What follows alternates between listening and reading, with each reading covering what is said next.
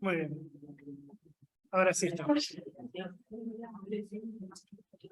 Voy a arrancar. Bueno, buenos días a todas, a todos.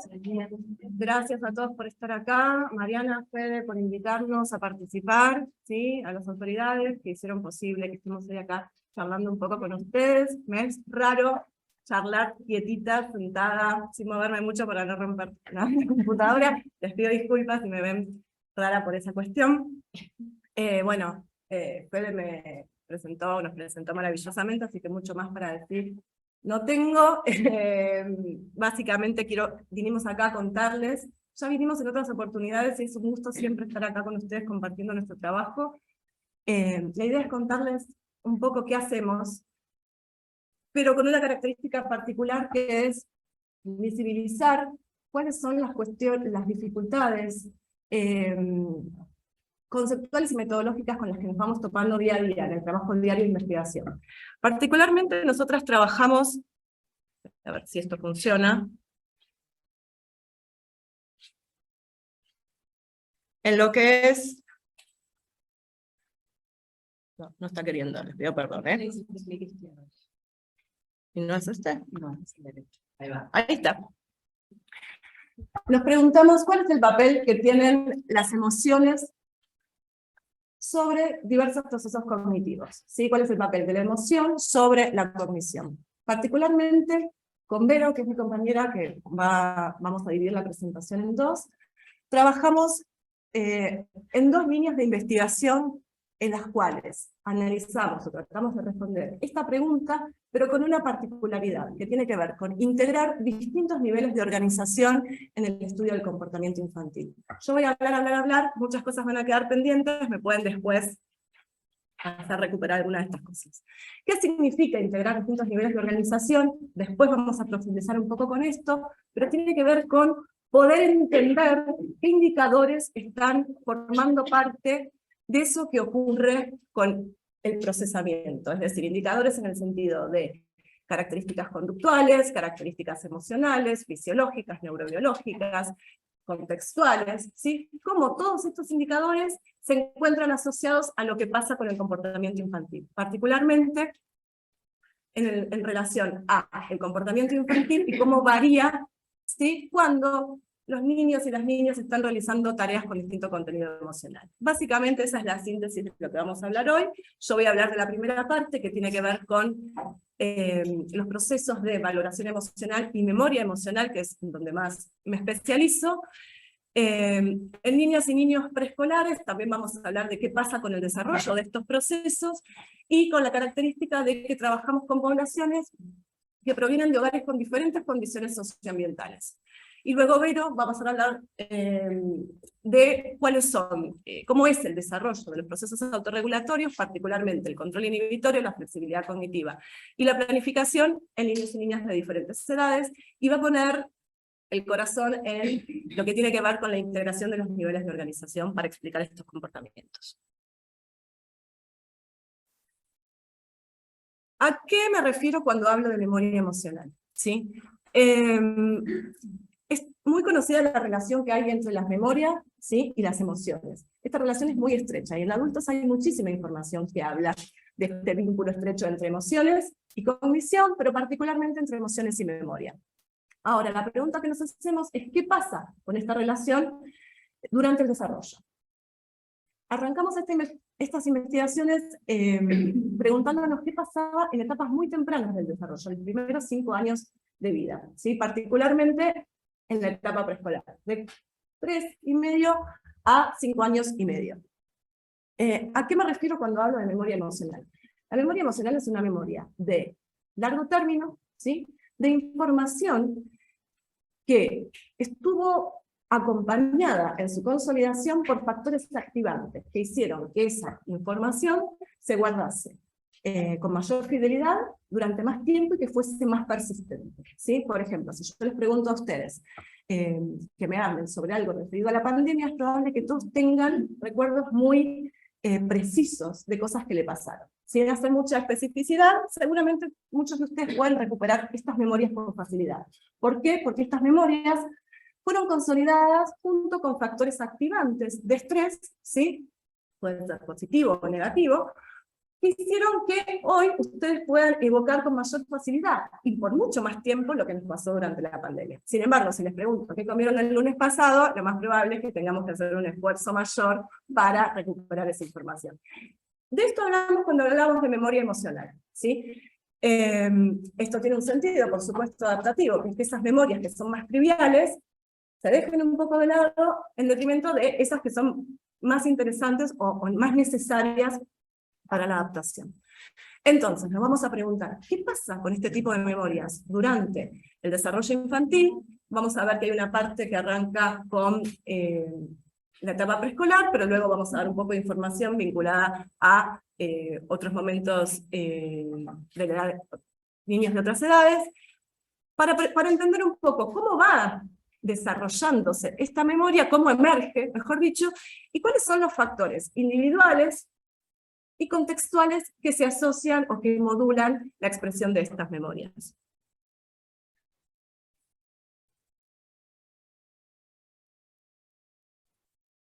Cuento un poquito en qué consiste el paradigma con el que trabajamos. Hay diversas formas de estudiar la memoria emocional en adultos y también en niños. En general, con lo que se trabaja son con tareas que tienen distinta valencia. ¿A qué me refiero cuando hablo de valencia? Es al contenido emocional. Valencia positiva, negativa o neutra. Neutra o no emocional. ¿Sí? Y las tareas pueden ser de distintos tipos. Pueden ser listas de palabras, puede ser una historia, puede ser un evento personal. ¿Sí? En este caso particular, por tratarse de niños y niñas que todavía no tenían adquirida la lectoescritura, trabajamos con memorias pictóricas, es decir, se les presentaba imágenes con diferente contenido emocional, positivas, negativas y neutras. Y esta tarea tenía dos componentes. Una primera parte, donde se les presentaba a los niños las imágenes, había 5 imágenes positivas, 5 negativas y 5 neutras mezcladas, ¿sí? Y los niños y las niñas tenían que hacer una primera aproximación, que era valorar estas imágenes. ¿Qué significa valorar? Decirnos cómo se sentían cuando veían esta imagen. Ustedes ahí tienen en la diapositiva las caritas con las que trabajaban, los emojis, ¿sí?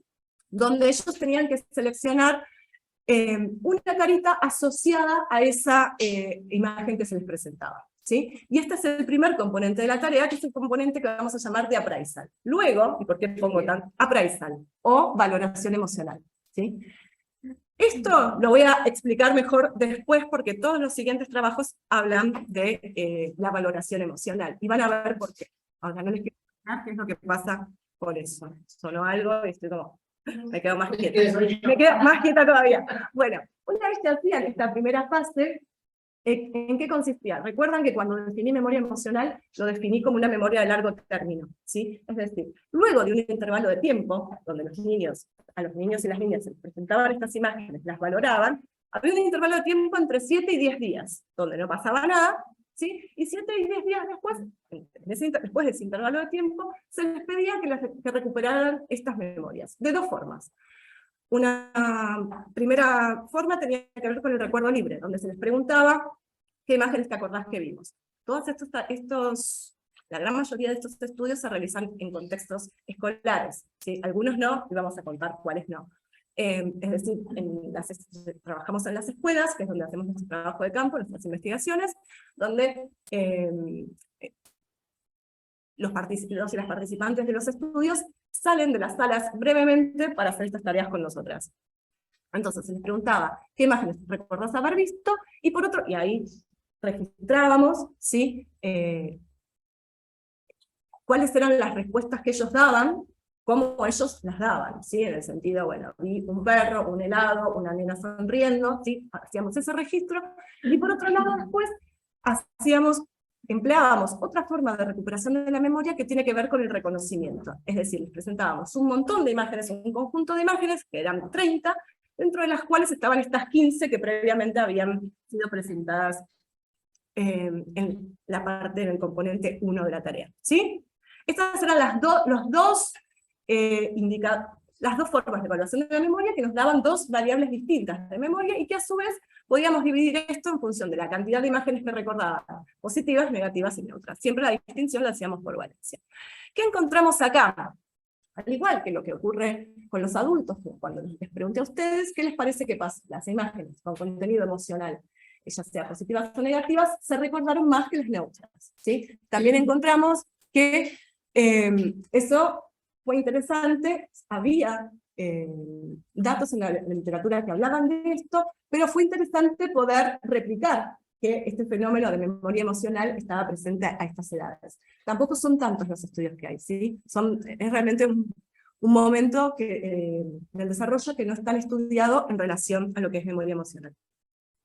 Entonces, encontramos por un lado esta distinción según la valencia, también encontramos que los niños de 5 años recordaban más que los de 4, esto también era esperable, encontrar mayor memoria. Esto fue a través del recuerdo libre, ¿sí? No el reconocimiento, este primer estudio, este fue el primero que hicimos, pero encontramos algo que nos llamó la atención y que guió muchas de las investigaciones posteriores, que tiene que ver que esta expresión de las memorias variaba en función de la valoración que los niños y las niñas habían hecho.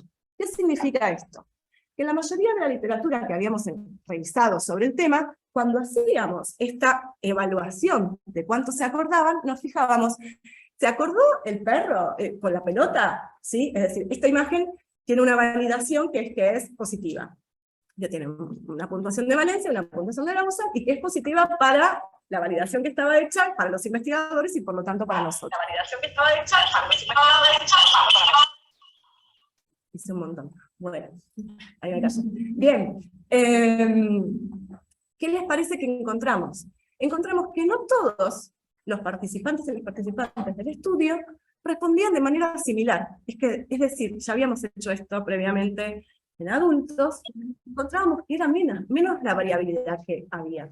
En este caso, la variabilidad en valoración emocional fue altísima, de manera tal que ¿tenía sentido que usáramos la valencia que yo consideraba como experimentadora al momento de estudiar cómo recuperaban los niños y las niñas estas imágenes? ¿Se entendió lo que dije? Es decir, había tanta variabilidad en las respuestas de valoración que consideramos necesario e importante incorporar la respuesta de los niños al momento de evaluar esas memorias, ¿sí? Entonces empezamos a ver que era distinta la expresión de estas memorias cuando utilizábamos como parámetro la valoración que los niños habían hecho de esa imagen. Es decir, empezamos a hacer un abordaje sumamente individual, en donde tuvimos en cuenta la diversidad de respuestas que los niños presentaban, ¿sí? Es decir, no importa lo que yo considere como adulta, sino poner la mirada en la diversidad que aparecía durante el desarrollo. Y así encontramos que la expresión, si bien este patrón de resultados se replicaba, lo que dije inicialmente, que había diferencias en el desempeño, entre considerar la valencia que los niños daban y la que yo consideraba como investigadora, es decir, la valencia de la tarea. Por lo tanto, esa aproximación y ese cambio metodológico lo empezamos, de tener en cuenta esta diversidad, lo empezamos a trasladar a lo largo de las investigaciones. ¿Qué pasa? Me recontraexcedí con el tiempo y creo que me van a estar gritando. Entonces voy a hacer muy sintética esta parte. Al lado de cada una de las diapositivas está el artículo, ¿sí?, que resultó después de haber hecho estas investigaciones. Por lo tanto, si alguno está muy interesado en algunos detalles que yo estoy repasando por encima, se puede acercar y pedírnoslo después, o nos googlean. Y ahí empezamos a estudiar qué factores modulan la memoria emocional, y empezamos a analizar edad, género, condiciones socioambientales de los hogares de los que venían esos chicos, es decir, qué diferencias habían entre los hogares con condiciones socioambientales favorables versus desfavorables, en función de ciertos indicadores que evaluamos, ¿sí? Y en función de la forma de evaluación, si encontrábamos diferencias entre el recuerdo libre que expresaban oralmente o cuando reconocían, que es una forma más sencilla de recuperar esas memorias. Y encontramos variaciones en todo esto que les estoy contando. Entonces nos metimos de lleno en analizar la valoración emocional. Nos pareció tan relevante que este proceso estuviese involucrado en la consolidación de las memorias emocionales durante el desarrollo, que empezamos una línea adicional donde nos dedicamos a analizar qué pasaba con esta valoración emocional. Y los mismos factores individuales y socioambientales que analizamos al estudiar la memoria emocional, los estudiamos también en el fenómeno de appraisal, que es la valoración emocional. Edad, género, condiciones socioambientales y algunas variaciones más. Encontramos que la edad está vinculada, ¿sí? Tengo que sintetizarles un poco, con la valoración emocional, ¿sí? Que va cambiando a lo largo de la edad. A medida que avanzamos en el desarrollo, ¿sí? Nosotros también podemos presentar variaciones en lo que es la valoración emocional, pero es cierto que vamos a llegar rápido a un acuerdo. Es decir, yo puedo mostrarles un estímulo con el cual por ahí a ustedes no les parece tan positivo, pero es cierto que por consenso social vamos a aproximarnos a dar esa respuesta y considerar y evaluar ese estímulo como positivo. En los niños esto está en progreso, entonces no encontramos tanta uniformidad en eso, hasta que en un momento sí. También encontramos que este fenómeno de variaciones en la valoración emocional se presentaba nuevamente cuando trabajábamos con otro tipo de memorias, como esto que les ejemplificaba yo en un momento. ¿Qué pasa cuando les pedimos que recuperen memorias de algo que les pasó? ¿Sí? Y acá nos pasó algo muy interesante. Trabajábamos con las familias, donde las familias categorizaban los eventos o las experiencias de los niños, ¿sí? Entonces trabajamos con una memoria personal autobiográfica. Pasó exactamente lo mismo. No había acuerdos entre la valoración que daban los niños y las niñas y la valoración que habíamos dado nosotras como experimentadoras y las familias de esos niños. Es decir, un evento que inicialmente por las familias era considerado positivo, para las niñas y los niños no necesariamente era valorado de esa forma, por diversos factores. Los mecanismos aún no los conocemos, ¿sí? La atribución que hacen de estas emociones. También encontramos que esta valoración emocional varía en función de las habilidades lingüísticas, particularmente de la comprensión del lenguaje, ¿sí? Y que también varía en función que se encuentra asociada con, no con la valoración, el lenguaje se encuentra asociado no con la valoración de imágenes, sino cambiamos de tarea, o mejor dicho, usamos varias tareas y encontramos que las habilidades lingüísticas se encuentran asociadas a la valoración de videos, cuando ese estímulo tiene un contexto donde está pasando algo, no ya por un estímulo estático, sino dinámico. Y por último, también encontramos algunas características temperamentales de los niños, particularmente asociadas a la valoración emocional, que tiene que ver con la característica de esfuerzo de control, ¿sí? Una asociación entre esfuerzo de control, edad y la valencia de las imágenes.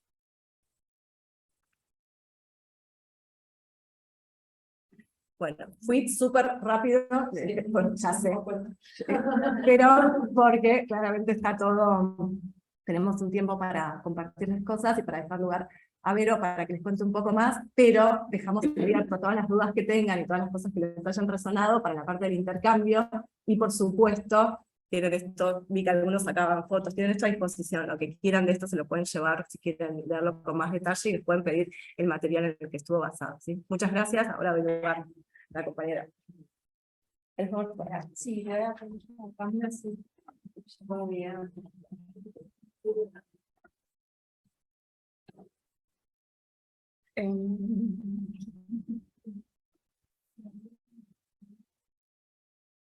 Permiso, Fede Omar, no sé quién es usted. O sea.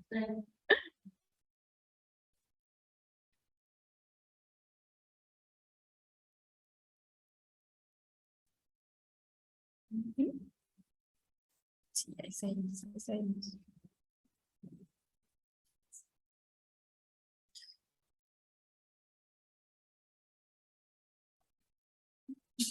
Perfecto. Bien, ¿ahí llegó? Sí.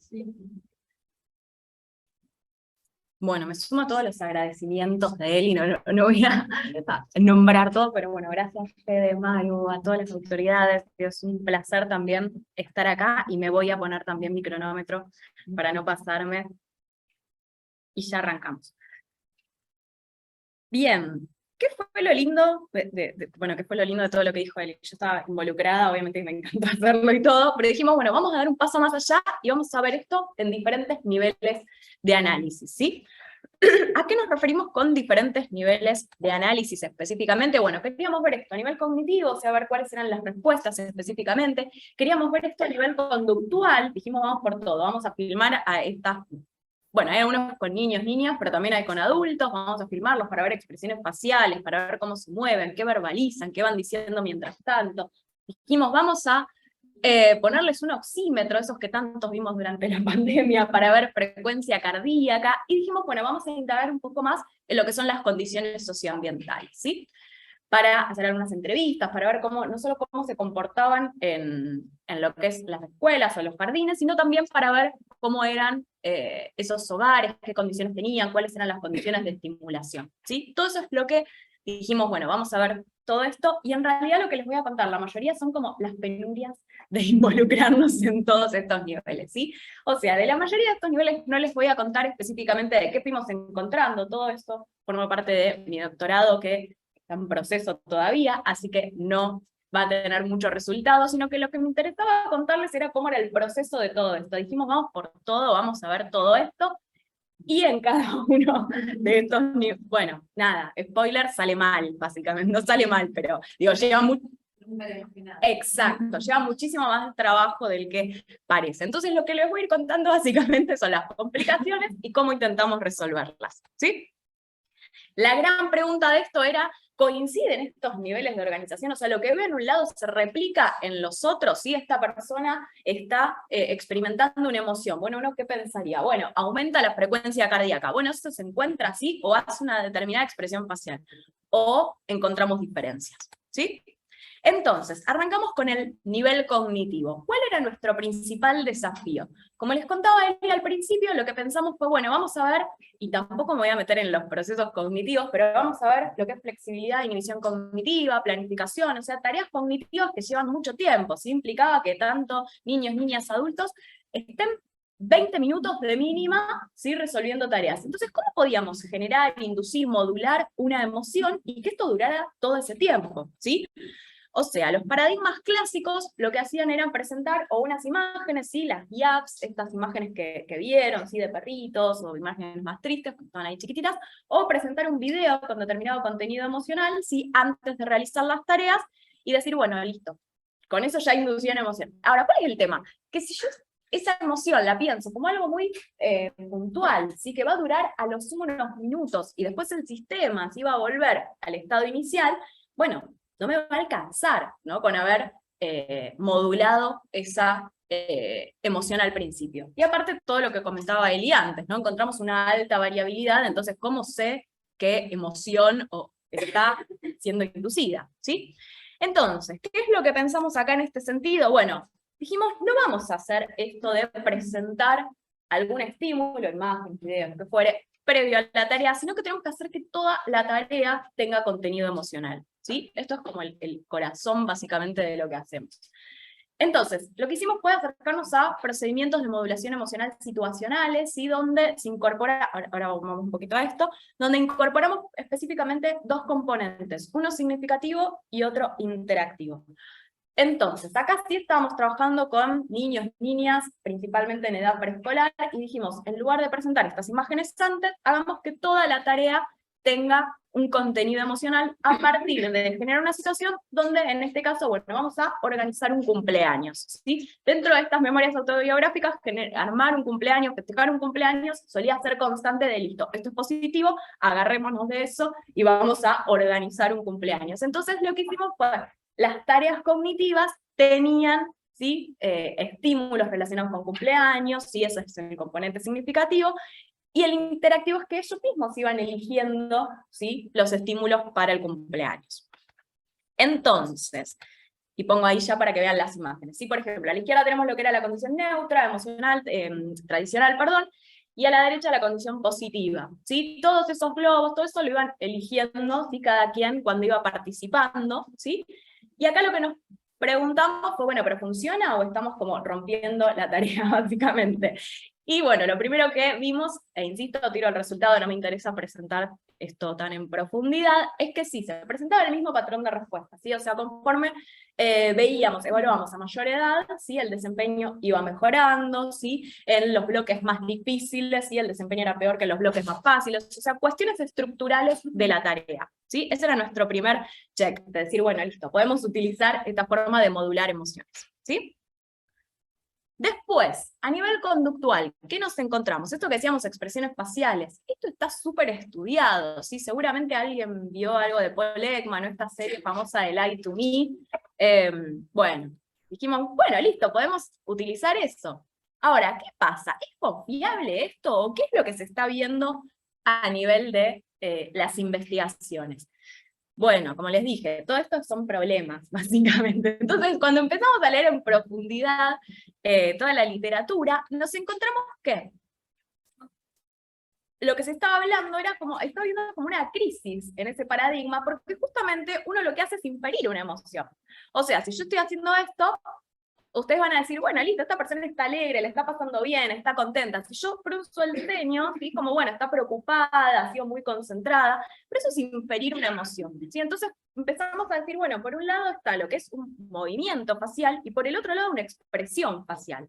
Como empezar a diferenciar esas cosas, y ahí encontramos de nuevo, como decían acá, otro berenjenal, ¿no? O sea, decir, bueno, listo, ya ni con eso nos podemos quedar, y está muy bien, ¿sí? O sea, ¿qué se encontró básicamente? Que no era tan generalizable, si esto que, no sé, cada vez que una persona estuviera haciendo lo que entendemos con una sonrisa, esa persona estuviera en efecto feliz, alegre, contenta, ¿sí?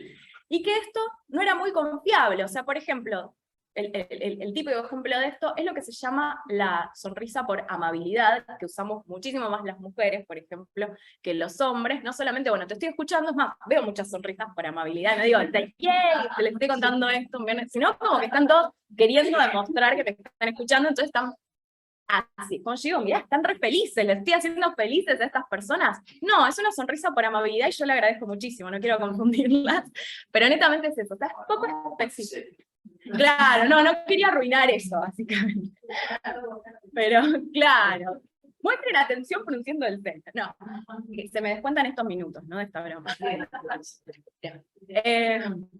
Solo quería aclarar. Entonces era como poco específico, ¿sí? Está bueno, pero esto requiere como una interpretación, básicamente que, ya claro, el principal problema es que todo esto, como dijimos, bueno, está súper armado, si está súper especificado, esto, bueno, si sonríe, está feliz, ¿qué pasó? Lo dejamos de ser humanos y lo empezaron a hacer computadoras, hay un montón de programas que hacen esto. Pero claro, no le puedo dar a la computadora esta diferenciación de estas sonrisas por amabilidad o no. Entonces, bueno, ¿qué empezamos a hacer ahí? Bueno, desarrollamos un sistema de codificación, siguiendo todos los lineamientos de Papers, no es que se nos ocurrió así, pero desarrollamos un sistema de codificación sí que no infiriera emociones, sino que simplemente se basara en dónde está la locación del movimiento, por ejemplo, esto, producir señas, levantar las comisuras, ¿sí? O, bueno, levantar esta parte de acá, mucho está basado en músculos específicos, si no nos vamos a meter ahí, ¿sí?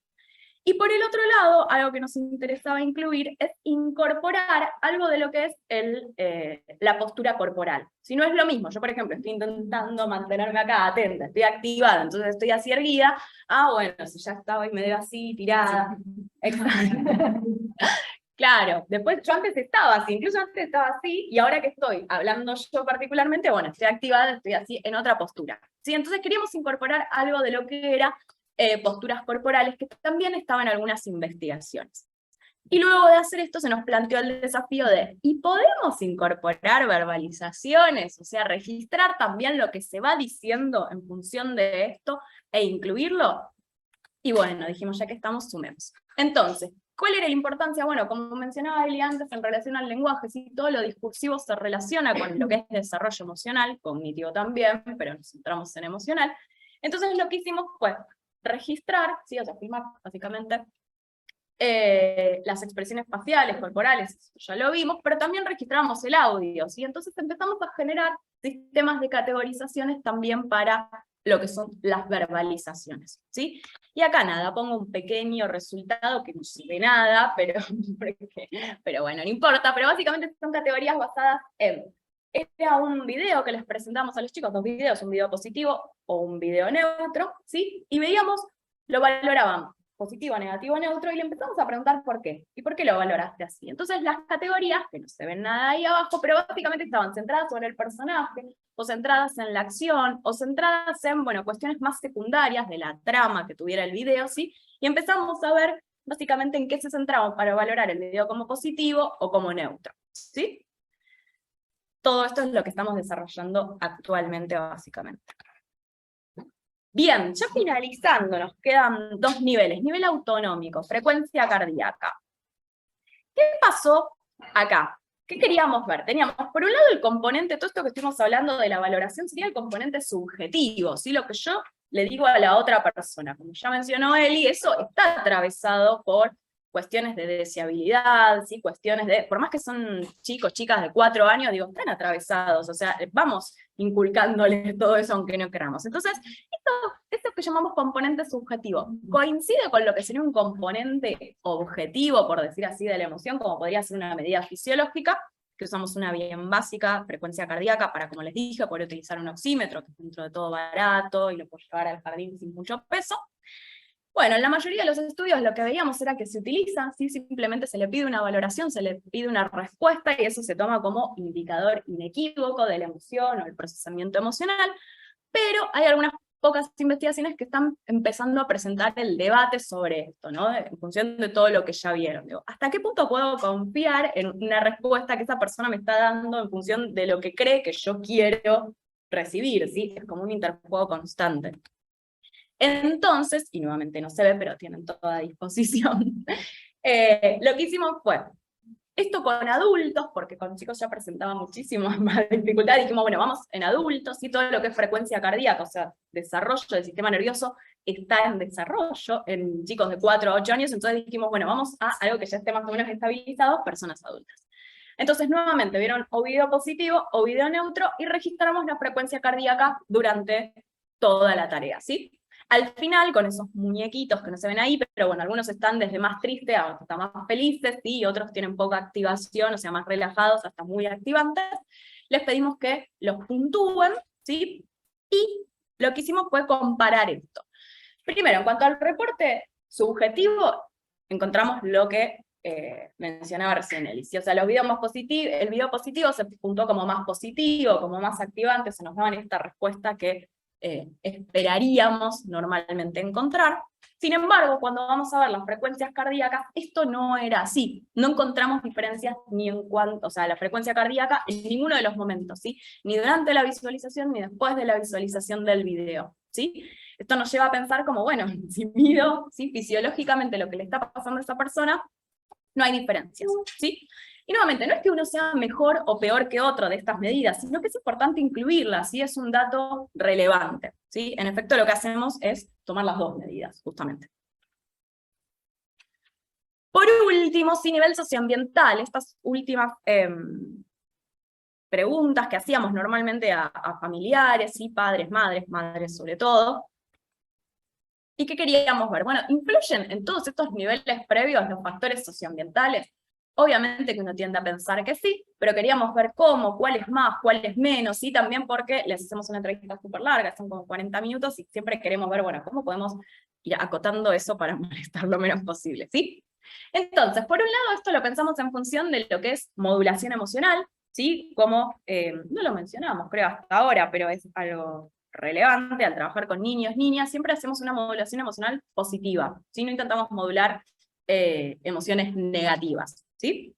Por una decisión ética nuestra netamente, ¿sí? No es que no se haga, no es que esté mal hacerlo, pero decidimos hacer eso. Además, la gran mayoría de las investigaciones se centran en todo lo que es emociones negativas, y son justamente más activantes. Es más fácil, ¿sí? Asustar incluso personas adultas que generar una emoción positiva, que tal vez son más calmas.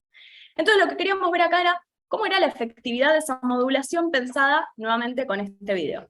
Entonces, en primera instancia, ¿qué hicimos? ¿Sí? Como dijimos, bueno, ya esta modulación con un estímulo previo, ¿sí? Imágenes o videos, no era muy consistente.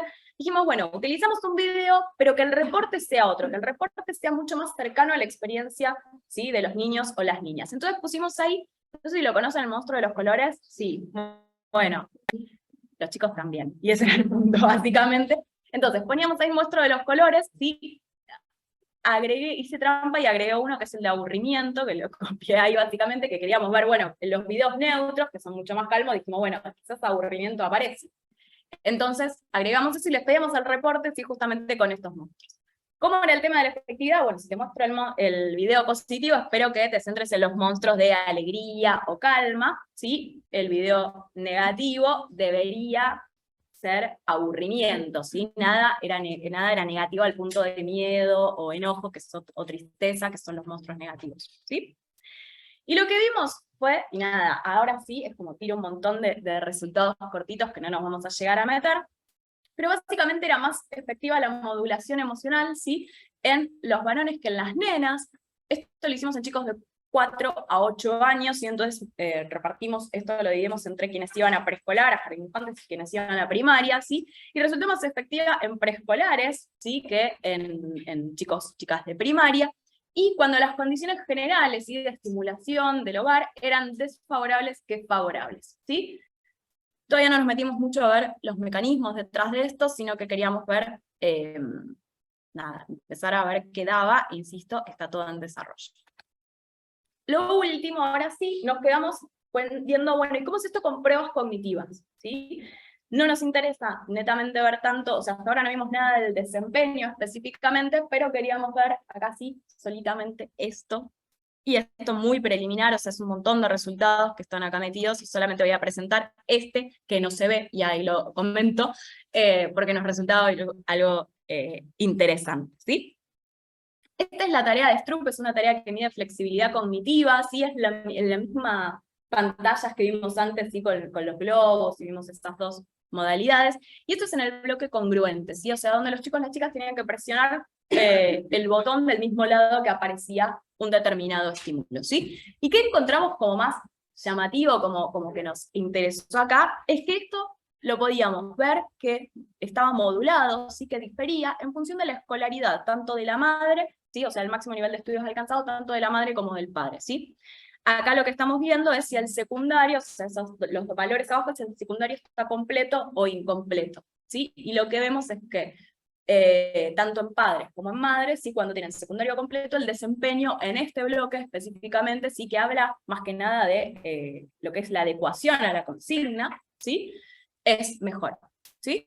Entonces, ¿esto que nos lleva a ver? Bueno, evidentemente todo lo que son condiciones socioambientales, ¿sí? Específicas de estimulación del hogar, también es relevante, y nos vamos a meter muchísimo más con eso, ¿sí? Entonces, ¿cuáles son las conclusiones que fuimos llegando sobre estos niveles? Insisto, no me meto mucho con lo que son resultados, sino con los avatares de ir pensando la investigación en estos niveles. Bueno, primero que estos procedimientos de modulación emocional situacionales, ¿sí? A través de una historia, o sea, cuando uno tiene que evaluar en varias tareas cognitivas, ¿sí? Funcionan, ¿sí? Y no afectan el desempeño de la tarea en función de esto que les decía, bueno, no rompen, no hacen que funcione mal la tarea, o sea, siguen manteniendo todas las que son las propiedades psicométricas, ¿sí? De estas tareas. Lo cual era importante para nosotras, que incluso muchos chicos llegaban a estar media hora, ¿sí? Entonces el videito de 2 minutos que voy a hacer media hora, ya está, me lo olvidé, no significa nada, ¿sí? Por otro lado, fue posible, ¿sí? Fue posible e interesante utilizar estos sistemas de codificación, ¿sí? Que no infieran emociones y que incorporen categorías tanto posturales, corporales, como las verbalizaciones. Esto que decíamos, es necesario, ¿sí? Incorporar medidas objetivas, ¿sí? No es que una sea mejor que la otra, pero sí es importante incorporar, ¿sí? Estas dos cuestiones, ¿sí? En lo que es la experiencia o el procesamiento emocional. Y por último, que lo que son factores socioambientales también son relevantes tanto para lo que es procesamiento emocional como cognitivo. Sé que me metí menos con lo cognitivo, pero eso en la última diapo lo quería traer también, ¿sí? Entonces también todo esto es relevante incluirlo y medirlo, ¿sí? Así que por último, muchísimas gracias por su atención todo ese tiempo. Dejo ahí el mail, igual seguramente acá pueden pasar más tarde.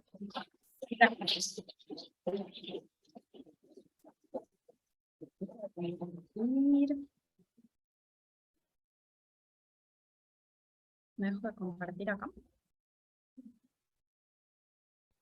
Bueno, abrimos entonces a consultas, preguntas, cosas que tengan ganas de ampliar, debe ser todo, pero específicamente, digamos, cosas que lo que a ustedes les parece.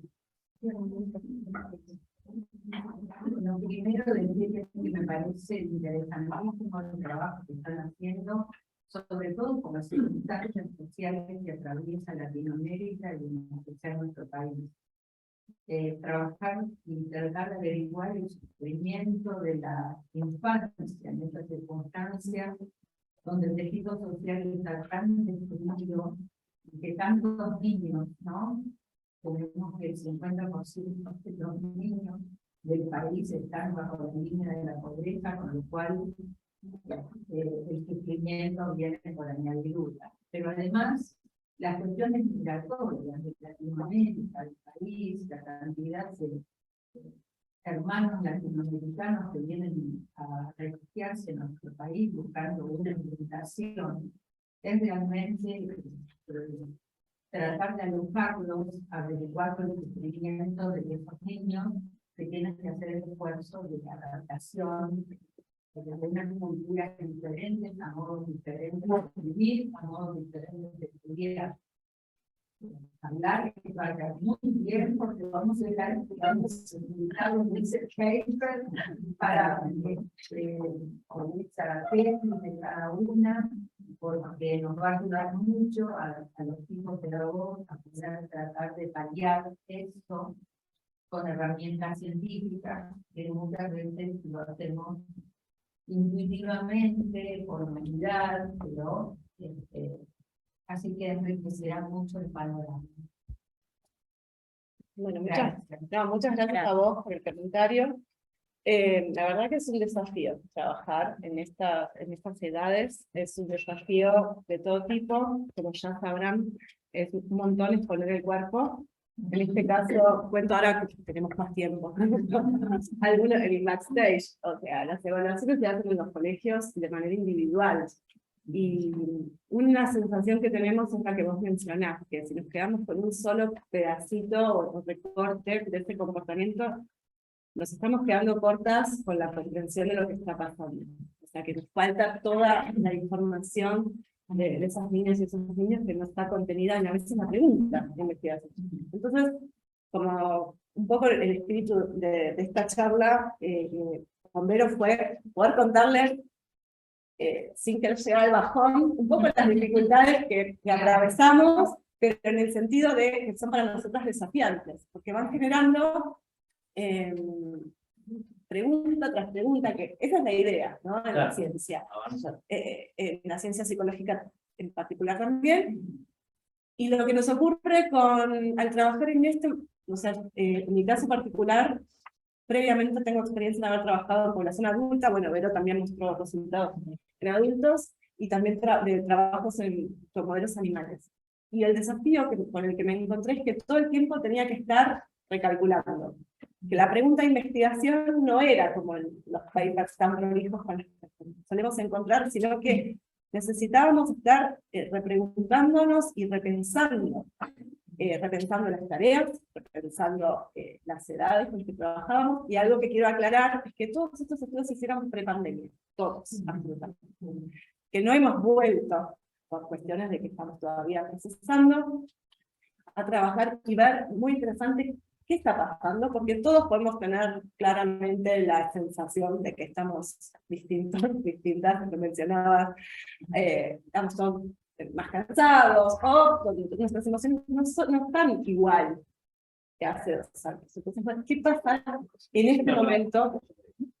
Sí, sí, lo resalto porque si bien siempre es un desafío, acá tenemos lo adicional de, bueno, esto fue antes, ¿qué pasaría si ahora hiciéramos esto, si siguiésemos tratando de contestar estas preguntas en este momento? ¿Cómo redefiniríamos algunas preguntas? Van a seguir de calcular. Todo el tiempo. Sí, tenemos como un miedo a eso. Sí. No, a mí me parece interesante porque, bueno, justamente también queremos hacer trabajos con chicos en la línea comunitaria, ¿no? Y esta dimensión de análisis que están comenzando a explorarse en el animal, que tiene que ver con el socioambiental, ¿no? Cómo incluye, digamos, qué variables ir a buscar allí respecto del desarrollo de las emociones y la autorregulación. Tiene pensado sobre todo estos chicos que tenemos buena funcionar a los jardines, por ejemplo, ¿no? En explorar, ¿no?, la propuesta de las educadoras, la propuesta docente, porque muchas respuestas, muchos chicos están 8 horas en jardines, están más que en su casa. Me parece que justamente algo de lo que trabajamos con las educadoras es esto de la virtualidad, del trabajo con las emociones, pero no contar con ese monstruo de los colores, sino pasar por el cuerpo, ¿no? Y este modelaje que hacen las educadoras es una variable como muy interesante, digo, lo pensaron como parte de todo el contexto, como que ahí En sí misma, no sé.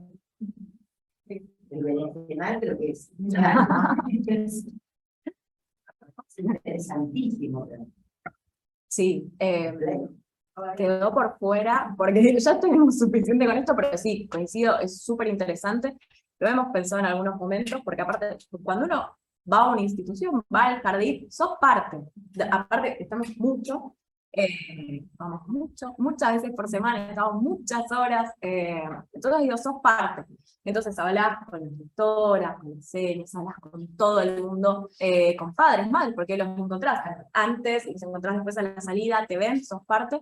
Y siempre nos resultó interesante, siempre nos van contando algunas cosas. Digo, cuando ven que nosotros siempre antes de empezar a trabajar con los chicos, las chicas, les contamos, sí, hacemos reuniones también con los padres, pero específicamente con las maestras, bueno, con todos los directivos, y ahí empiezan a surgir un montón de cosas, pero todavía no lo incluimos, pero sí es muy interesante. Yo quería preguntar en un momento, cuando hablabas de la diferencia en lo que nos hablaron en adultos, ¿no? Que las respuestas, o sea, el significado de la imagen, puede llegar a un consenso, y en el caso de los niños que no, que había más diversidad, ¿a qué lo pueden atribuir eso? Porque podría ser una variable intrínseca del propio desarrollo, o podría ser una cuestión como más educativa a nivel cultural, ¿no? Sí, por supuesto, el debate, gracias por la pregunta. El debate sobre eso es muy interesante. ¿Por qué? Primero, no tengo la respuesta para anticipo, pero puede pasar todo ese punto. ¿Sí? Que esa es básicamente la mejor respuesta que puedo darte. Seguramente está pasando todo ese punto. No hicimos, o no sé lo que hicimos, porque un proyecto de valoración social. claro, porque lo interesante es ver por qué están respondiendo de esa forma. Sí hicimos algunas exploraciones de indagar acerca de qué tipo de, por ejemplo, si variábamos la consigna, variaba también esta valoración. Por ejemplo, si los niños tenían que asociar cómo se sentían con esa imagen, era un tipo de respuesta a la que encontrábamos. Pero igual había desacuerdo, que es lo importante de todo esto es que había mucho desacuerdo entre una tarea que inicialmente puede ser considerada, por ejemplo, positiva, y lo que percibían los niños. Ahora, esta variación no en la percepción, en la respuesta emocional que dan, ¿sí? Tiene que ver con muchos factores, que no puedo quedarme con uno solo. Si cambiamos la consigna, les preguntábamos no ya que pensaran cómo se sentían, sino que hiciesen una asociación, por ejemplo, como indicábamos, porque también pasaba esto, podía pasar, como vos mencionaste, que no, les preguntábamos todo, que no supieran que, era medio raro, pero que no supieran que esta carita estaba feliz. Entonces, ¿qué hicimos? Bueno, digamos, un entrenamiento donde les explicábamos cómo está esta carita, obviamente todas las respuestas eran correctas, si no quieren. Las esperadas, la carita feliz, estaba feliz, ¿sí? Donde más desacuerdo había, tenía que ver, en relación a las neutras, había variaciones, ¿sí? En esto, que es posible que había estímulos que eran neutros, que acá ellos daban respuestas de todo tipo. Es decir, lo neutro, la categoría de lo neutro es la que está más ambigua en el sentido de en construcción, de que dentro de aburrido puede estar, pueden haber matices dentro de lo aburrido. ¿Sí?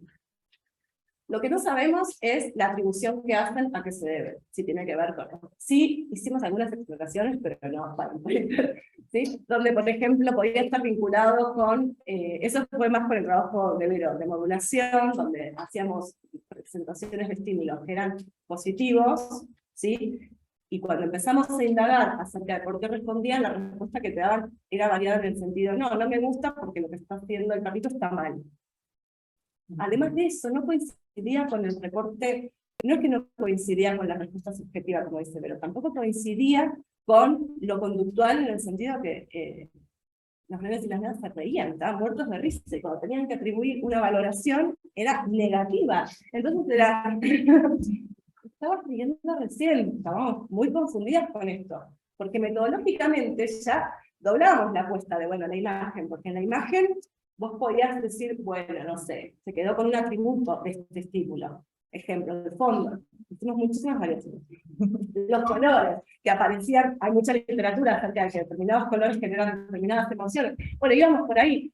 No, acá era la respuesta que daban, que observábamos, era positiva, pero cuando les pedíamos que asignaran un monstruo o una carita, era negativo. ¿Cómo? Bueno, y acá era, porque estaba mal lo que había, o sea, tenía que ver vinculado, como decía Vero, con la acción, o con algún recuerdo previo, porque me acordé la vez que, hacia la asociación que era externa, entre alguna cosa propia, experiencia, ¿sí? Que eso sí había algún tipo de indicador en la literatura, pero muy indirecto, donde puede ocurrir que, si yo les muestro incluso a ustedes, una taza, que es un estímulo que está recontravalidado, es neutro, ustedes estén haciendo la asociación de, ay, comí un café, o ay, me encontré con una amiga y tomé un café, pero es lo que yo te decía del consenso social, más allá de que para vos posiblemente eso sea positivo, porque existe esta atribución, la respuesta que me vas a dar va a ser neutra. Porque contextualmente estamos más, o sea, sabemos cuál es la respuesta que se espera de eso. A veces el ejemplo que pongo con los adultos es yo puedo poner una foto de Capuzotto, ¿sí?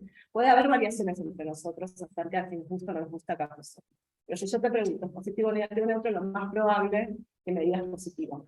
Porque aún cuando no te guste ese estímulo, que no te rías, que no te parezca ocupado, o que vos le asignes una valoración propia, negativa, porque no sabes que es positivo porque sabes, tenés el registro de que alguien lo escuchó, que genera humor, que lo que tiende a hacer tiene un componente emocional positivo. Entonces nosotros hacemos este procesamiento que está modulado por el consenso social.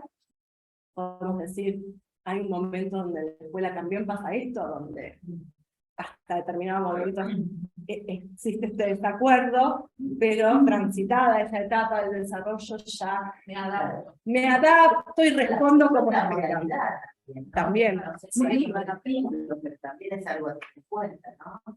Que incluso, por ejemplo, creo que era la que estaba en la foto ahí del video del perrito, era muy llamativo, porque es muy gracioso lo que hace el perrito, es muy positivo lo que pasa, por supuesto, positivo. Hacíamos muchísimos controles acerca de que jueces evaluaran que eso era positivo, desplegaba conductas positivas, pero como en muchos casos señalaban, lo que el perrito está haciendo está mal, incluso aunque te da risa, vos, bueno, pasaba esto. Y lo más interesante es la variabilidad que aparece. O sea, que en un momento decíamos, tenemos tantas respuestas posibles como niños, porque no llegábamos a categorizar la cantidad de evaluación. Porque los chicos y pasaba otra cosa completamente distinta. Eso hacía interesante el cuestionamiento entonces, una tarea que inicialmente es positiva, por ejemplo, lo que vos decías, en los diseños curriculares. ¿Qué pasa con tareas que tienen este acuerdo entre nosotras, los educadores, de que es positivo? ¿Cómo es percibido? ¿Cómo es valorado? Es cierto que si está tan atravesada la valoración, bueno, llega un momento en que algo tienes que hacer algo más tendiente a lo que a todos nos pasa, ¿sí? Pero también es cierto de que tenés que contemplar esta diversidad. Y también sería esperable que aún en los casos, en situaciones donde tiene que ver con la adecuación curricular, exista esta recalculando de que nosotras hablamos, ¿sí? O sea, como la evidencia científica dice, es necesario poner la mirada en esta variabilidad.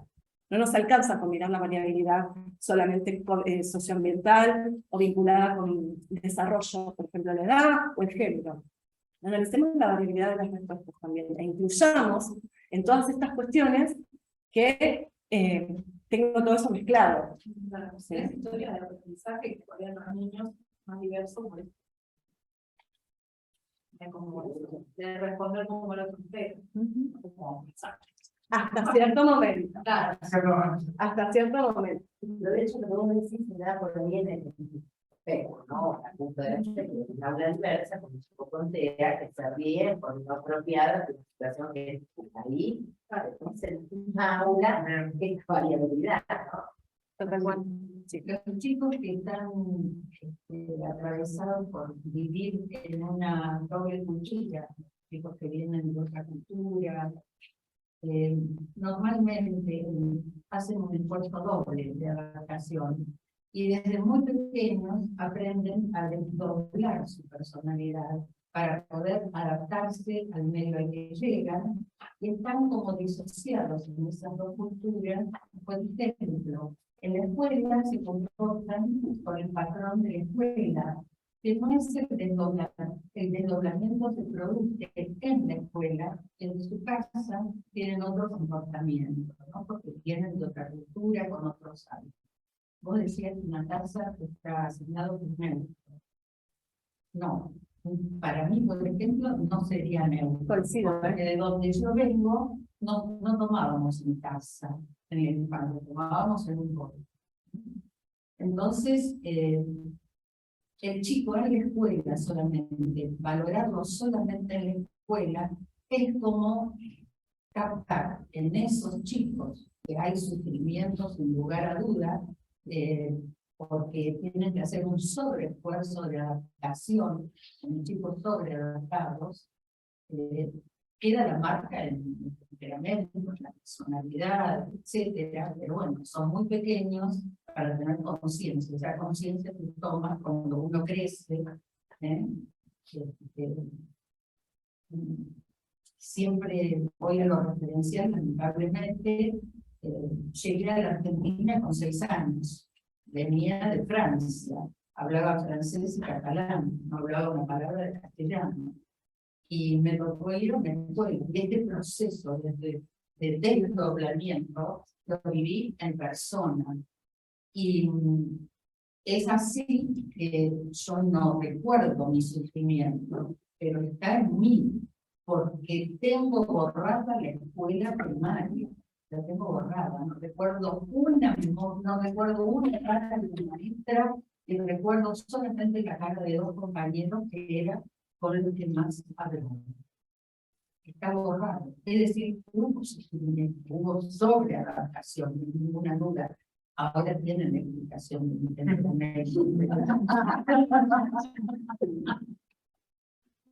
Te agradezco la intervención porque me quedo pensando un montón en tu intervención, particularmente porque en uno de los estudios la población era 80% padres inmigrantes, ¿sí? De esos grupos. Y no analizamos eso que estás diciendo. Sí vimos metodológicamente, sí, en el sentido de que notábamos diferencias, por ejemplo, en la expresión de eso nos pasó, de las imágenes. Por ejemplo, hay que ser muy cuidadosos con cómo lo dicen, porque no dan el lenguaje, porque no dan ese término que vos esperás. Te doy un ejemplo. No me acuerdo los términos, pero había una imagen que era una langosta, un grillo, y había, uno dice langosta, grillo, los manuales, te dicen como que cuáles son las variaciones que podés aceptar de respuesta. Y daban otras, ¿no? Cuando vimos, obviamente, como todo queda registrado, uno inicialmente pensaba como que esa respuesta era inválida. Sobre todo porque trabajamos en edades donde hay una proliferación alta de falsos recuerdos, ¿sí? Entonces, bueno, eso era algo que apareció. No, porque se llamaba de otra forma. En otro momento, los niños usaron esa expresión para referirse a eso y ahí nos dimos cuenta que había variaciones y empezamos a pedir que nombraran las imágenes. Eso nos pasó, y de ajustar esas cuestiones vinculadas con el lenguaje lo hicimos. Pero es cierto que yo no analicé como pregunta, bueno, esto, sí, condiciones sociales generales de los hogares, pero no este factor que estás mencionando, así que te agradezco porque me llevo la pregunta para faltar una variable la agregamos.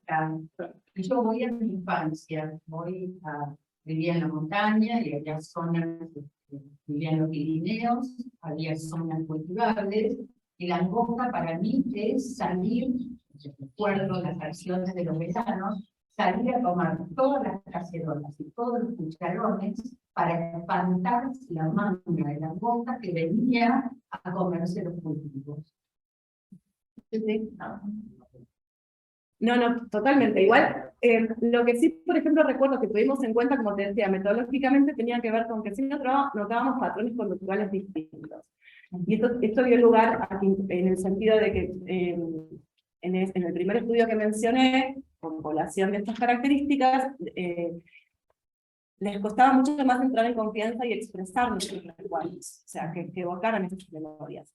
Entonces, ahí estaba el desafío de decir, bueno, no están recordando nada, lo cual era muy complicado, porque decíamos, bueno, algo tienen que una nada. Entonces teníamos lo que llamamos efecto de piso. Ninguno recordaba nada, lo cual nos pareció sumamente raro y dudoso. Cuando pasan cosas de este estilo, que pensamos las investigadoras, somos nosotros, claramente. Estamos haciendo todo mal.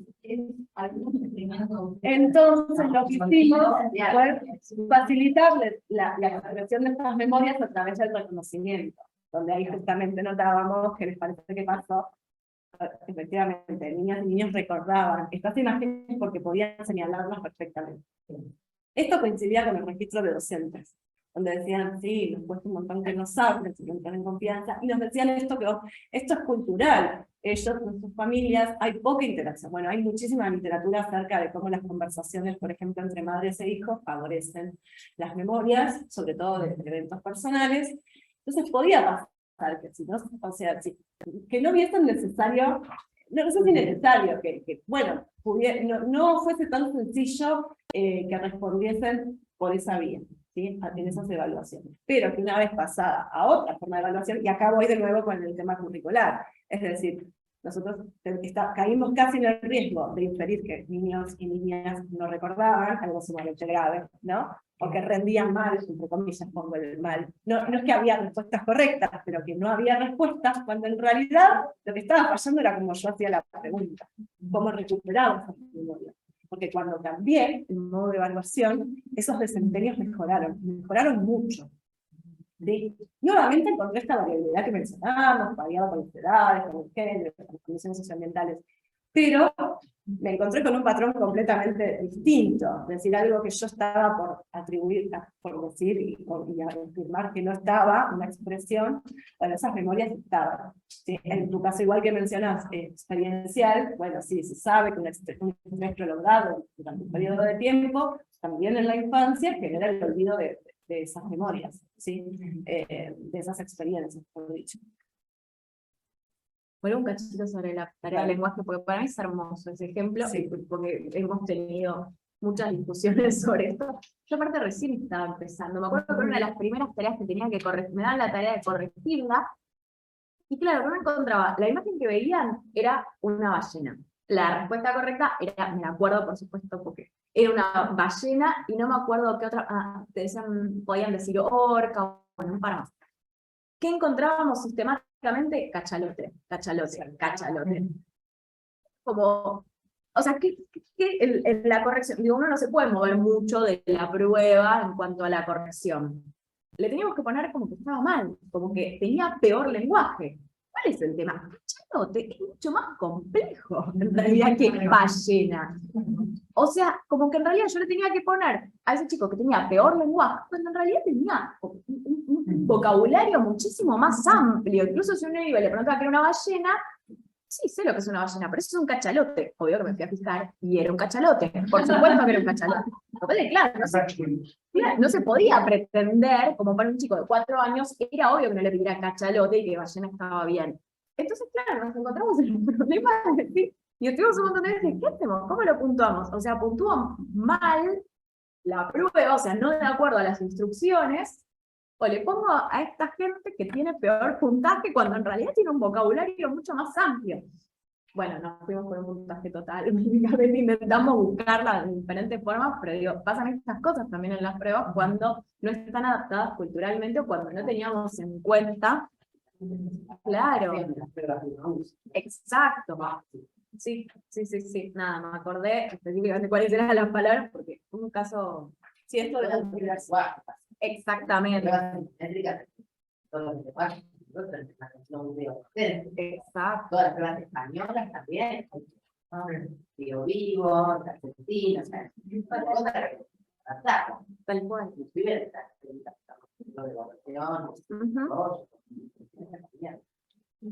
Sí. Cachalote. No lo olvidaré más. Bueno, yo iba a hacer una pregunta que tenía pendiente antes de poner puede ser peligroso. Bien. No, me llamó mucho la atención que hubo mucho interés con entre la gente, entre comillas, digamos. ¿A quién no le importan las emociones? Bueno, ahí van a preguntar, digo, ¿por qué genera tanta atracción? Y le voy a sumar una cosa más. Cuando pareciera ser que para las ciencias cognitivas nunca fue tan importante. O no tan importante como, no sé, las funciones ejecutivas o de todas esas cosas que, que nada, no hice estudio bibliométrico, digamos, pero debe haber más estudios sobre atención que sobre emociones.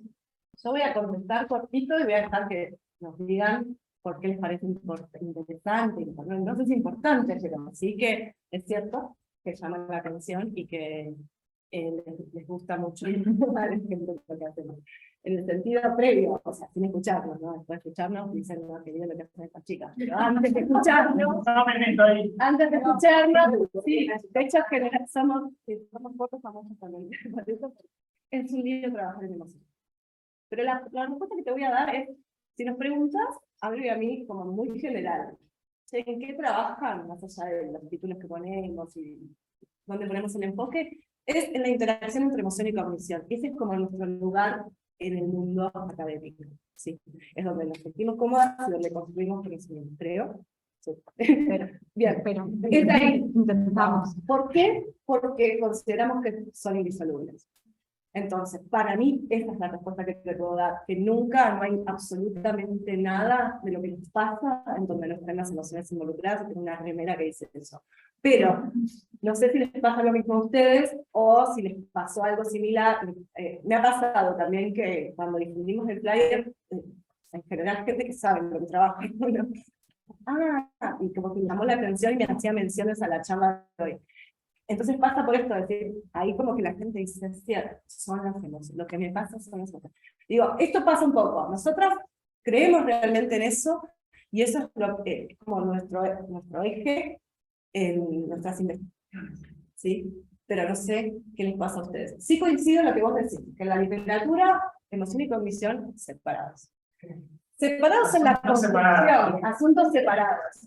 Los reentiendo, porque la verdad es que trabajar en emociones, cuando arrancamos trabajando en esto, yo venía trabajando más en memoria emocional, sin profundizar tanto en la parte de emociones, ¿sí? Como les decía, como los animales, los adultos, de esto era bueno, tú haces una tarea que tiene esto, pero todo era bastante uniforme y como decía la literatura. Hasta que en un momento dije, me quiero dedicar más a esto, están unidas estas dos cosas. ¿Qué te dice todo el mundo? Trabajar en emociones es un lío, porque está todo mezclado. O sea, está todo unido. No es un ejemplo todo lo que está haciendo ella ahora. Muy valioso, donde todo está junto. Donde ¿Qué se se llama queda interacción entre emoción y cognición? el procesamiento que vos A ver haces si de entiendo todo. si es lo que no entiendo. O sea, yo voy a hablar incluso. El procesamiento que haces de todo lo que te ocurre, de cualquier cosa, presenta la cognición y la emoción, lo que te pasa por tu respuesta emocional unida. Que yo decida separarlo, porque quiero ver cómo vos rendís en un parcial, cuánto te acordás de una cosa, si prestaste atención.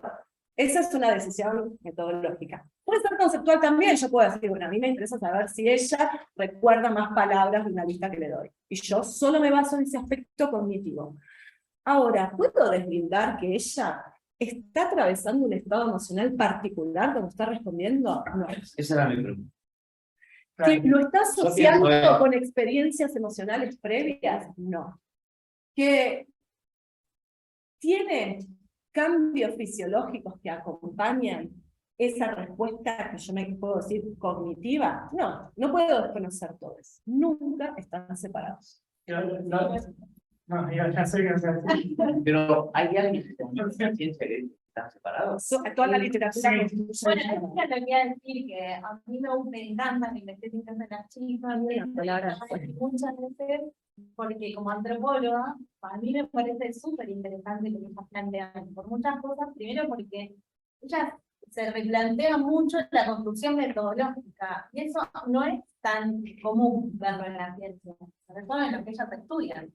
En general se replican, se usan herramientas técnicas y no se está cuestionando todo lo que las chicas mostraron, ¿no? Que efectivamente este instrumento está mostrando lo que quise mostrar o está mostrando todas estas cosas. Pero un poco lo que charlamos con Fede hace un tiempo a raíz de otras cuestiones es cómo el lenguaje científico y nuestro lenguaje cotidiano disocia todo el tiempo la emoción de la razón, ¿no? Incluso las propias teorías científicas, inventamos eso con Fede, que a veces no tenemos un concepto, un término que defina eso que está unido, y que en realidad la herencia cartesiana la separó, ¿no? Con emoción. Claro, que la Claro, así que la primera que era con mi emoción. Pero hay, digamos, hay en Argentina, para que no vean nombres, más nombres, los científicos muy famosos en Argentina que hablan, por ejemplo, del cerebro emocional y el cerebro racional. Cuando yo sí que leyeron, por ejemplo, el error de Descartes de Antonio Damasio, que para mí se queda corto, digamos, ese libro, pero digo, leyeron un libro que habla en contra de la viejo, digamos, el error de la dimensión. La verdad es científico. Los medios después son agentes de cambio para que nada cambie. Bueno, No se van a hablar los. y después, Y lo que implica, ¿no? Meterse en tener un montón de instrumentos, un montón de... Es lo esperanzador, con las emociones, porque de alguna manera es atacar el sistema, porque ante la deshumanización nos estamos tragando las emociones todos, como sociedad, como comunidad planetaria. Y empezar a hablar de las emociones es realmente cuestionador y es de alguna manera liberador, es atacar el sistema. Es atacar el sistema que nos condena a tragarnos las emociones y a convertirnos en máquinas consumidoras sin otra alternativa. Destapar las emociones es, y realmente señalar el sufrimiento pleno de las personas que lo acumulan a través de toda su vida, que con estos estudios es la revolución de cambiar el sistema. ¿Por qué un niño tiene que tragarse los dolores en la escuela donde está 8 horas? Y que la escuela sea iatrogénica, como decía Claudia. Realmente es inhumano. Son estructuras que hay que cambiar, y hay que tener conciencia. La conciencia nos viene de la ciencia, de ponerlo en papers, en papeles, y que sepamos que no es una cuestión solamente intuitiva. Las emociones son, trabajar las emociones es la esperanza del cambio, la esperanza de tomar conciencia del cambio que hay que hacer. El tema, lo quería, porque lo vemos mucho el tema de los jardines, ¿no? Una cosa es hablar de las emociones, la complejidad, trabajarlo, ponerlo sobre la mesa, seguir pensando, pero también aparecen estos discursos, como en neurociencia, sobre la gestión de las emociones, ¿no? Que hay también que va en contra de esta complejidad, porque es así, es clasificarla, el miedo es malo, ¿no? Y eso también hay que Clasificar, ¿no? Y con la chica, porque se nos tiene la partecita para ya. Es que en realidad para mí lo interesante también forma parte de esto que preguntaban antes, de bueno, ¿hay alguien que a este punto siga pensando, digo, desde la ciencia, que emociones y cognición, digo, no están relacionadas a lo que fuere? Sí, y un paso más allá incluso también, quieren reducir las emociones a procesamientos cognitivos. Eso es como lo que se veía hasta hace poco como más amplio. Es, bueno, es una forma particular de procesar información. Digo, que se iba por el lado, mucho de todo esto que estaba muy en auge de equiparar mentes a computadoras, ¿no? Toda esa idea de decir, bueno, es procesar información, simplemente esta información tiene una determinada valencia emocional o no, depende de cada quien, pero es procesamiento de la información. ¿Cómo? No, tiene sus cualidades específicas. Claro, por supuesto que es mucho más fácil reducirlo a esto, bueno, procesos intencionales, lo tenemos recontra estudiado. No significa que no haya que seguir estudiando, pero digo, es algo que está muy estudiado. Bueno, si lo puedo reducir a un procesamiento atencional netamente, listo, se me va toda esta complejidad de la que estamos hablando, ¿no?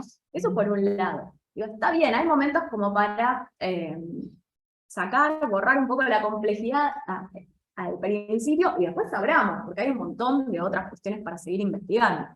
Y algo que se lee también mucho, más desde psicología social y todo esto es, bueno, ¿y por qué? Digo, hay un montón de complejidad en un montón de conceptos y en un montón de disciplinas. Entonces, ¿por qué justo las emociones fueron borradas y decir, bueno, esto es como no bueno, no estudiable, no interesante, como se quiera poner? Y no puedo no traer la variable de género. Digo, ¿quiénes estudiamos las emociones y quiénes intentan sacar o reducir las emociones? Digo, y ahí está muy del lado, ¿no? De bueno, ¿quiénes son las emociones? Siempre las mujeres somos emocionales, siempre, digo, está toda esa mirada. Entonces digo, ¿y quiénes venimos a traer? No, esto está impactando por lo pronto, después veremos cómo, qué sé yo, pero digo en el procesamiento cognitivo. Y realmente, nosotros tenemos muchísimo sobre esto porque es lo que nos interesa, porque es lo que nos gusta, y la gran mayoría son todas mujeres, trayendo esto y peleando contra muchos, sin reducir, no hay de todo, pero digo, contra un montón de miradas, así que decían, bueno, las emociones no son interesantes y si lo son malas, me están molestando ahí en el diseño como súper cuadrado de investigación. Exactamente. Digo, es una ideología, es un posicionamiento ético, moral y una forma donde queremos hacer ciencia que incluya estas cosas y que no las reduzca también. Esa es nuestra revolución. Esa es nuestra idea. Adelante. Cuanto más complejo, más se acerca a la Aparte de la separada, ¿Cómo lo separado, yo tengo un pequeño problema, estoy tratando de concentrarme en lo que dicen ustedes. No quiero pensar allá, digo, no debo concentrar. Bueno, respecto así, nomás, atómico. Exacto. Hace varios años en un estudio que no me acuerdo, que la toma de decisiones filmaba más cuestión emocional que anticipaba la decisión de la emoción y luego venía por otra. Sí, pero igual en todos los procesos tenés qué pasa con las emociones, o sea, hay debates sobre esto. Lo que ocurre es que prevalece la mirada cognitiva, ¿no? Y que además es como que marca agenda, como que bueno, si cognitivamente pasa esto, bueno, lo emocional es, bueno, una excepción o algo que requiere, no, bueno, es otro, no es una partecita de la toma de decisiones, en este ejemplo que estás poniendo. Por ahí hay una toma de decisiones, o sea, yo no trabajo en ese tema, pero una toma de decisiones particular, un poco parece, con memoria emocional pasó algo así, cuando yo arranqué hace muchos años trabajando en memoria emocional, y de hecho yo lo tengo en el discurso mal, ¿no? Pero es un tipo de memoria similar a otra. No, pará, este trabajo muestra que es una memoria, este trabajo como el de muchos otros investigadores en memoria emocional, donde mostramos que tiene características particulares, que no es una memoria como otra, pero con contenido emocional. ¿Qué es la tendencia que se suele utilizar? Como te quedas con el proceso, también tiene sentido, porque vos decís, bueno, si hay más información sobre esto, de algún lado, por de algún lado tengo que arrancar. Pero en un momento pasó de, bueno, ya hay muchísima información para hablar de memoria emocional. También hay la cuestión como de paradigma científico, más allá de la cuestión de la evolución, cómo se ve justamente el funcionamiento humano, ¿no? Que va más allá del procesamiento de la información. Hay diferentes paradigmas, el procesamiento de información, pero dentro del funcionalismo, entonces encontramos una complejidad que no la puedes explicar con cajitas de memoria, sistemas alterados. La ciencia también ha estado condenada y sometida muchas veces por el tema del poder. Eso es el poder. El tema es el poder. España, con 1,5 millones de muertos en la guerra civil, 40 años no pudo hablar de los asesinatos. Francia, un país ocupado, que no pudo hablar durante 30 años de los campos de concentración. Afortunadamente, tuvo que esperar muchísimo tiempo. La Argentina, por suerte, rápido habló de los desaparecidos. Rápido. Pero todavía se cuestiona en partes del mundo, cuando el poder domina, las autorizaciones de la ciencia o para la ciencia porque es con lo que se encuentran. No tienen financiamiento, no les dan espacio, no pueden publicar sus ideas, se desarman los equipos de investigación por cuestiones del poder.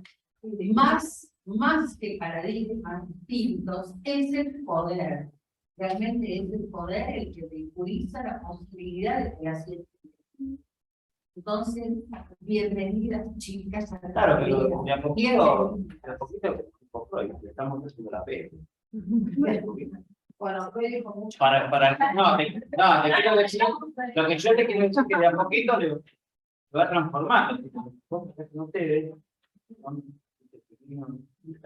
pueden transformando esta situación de separar la razón de la emoción.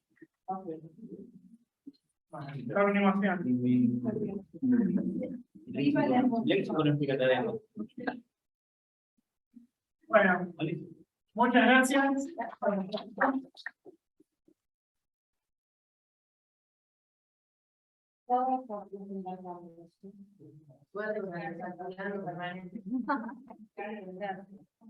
Si alguno se quiere acercar a un abrazo, bienvenido.